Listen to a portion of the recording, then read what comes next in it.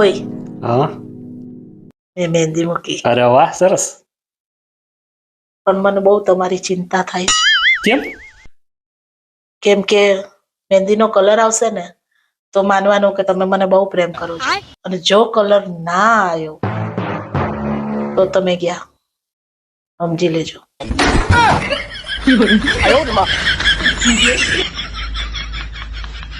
આપની મહેંદીનો રંગ આવ્યો? હા આવ્યો. કેવી રીતે આવ્યો? એમ નામ નથી આવ્યો, લવિંગ નો શેક કર્યો ને એટલે આવ્યો છે.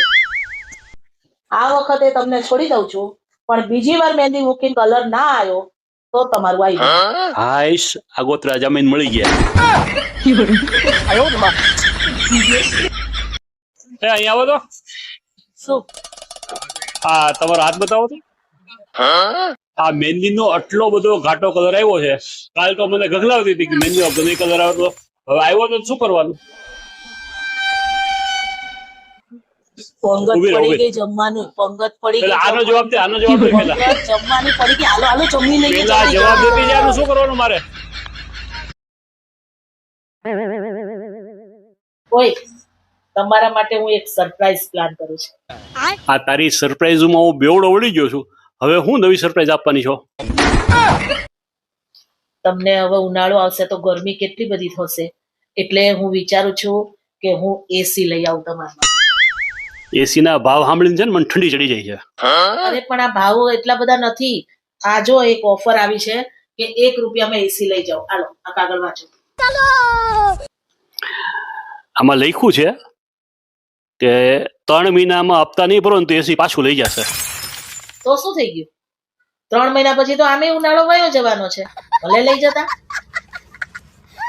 કેવું પડે હો બાકી તારું, આબરૂ રેવા જ નથી દેવી ને મારી.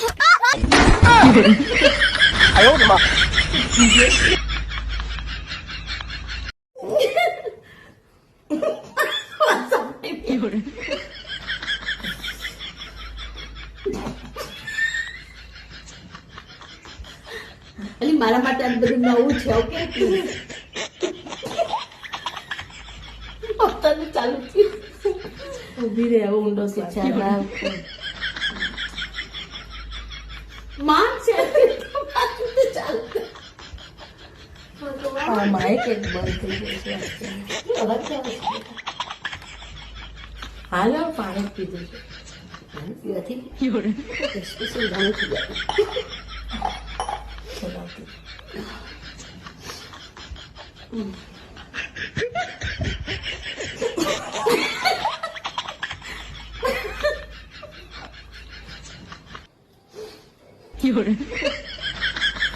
શું થયું? અને આપણી સાથે કોઈ રહેતું કેમ? આટલી જગ્યા બોલવાનું યાદ કરવું પડશે. ઓકે, આટલું બધું જલગ નહીં બોલવાનું. શું થયું? અને આપણી સાથે કોઈ રહેતું કેમ નથી? જીભડો જોયો છે આપણો? આખા રાજકોટને આટો મારીને આવે એવો છે.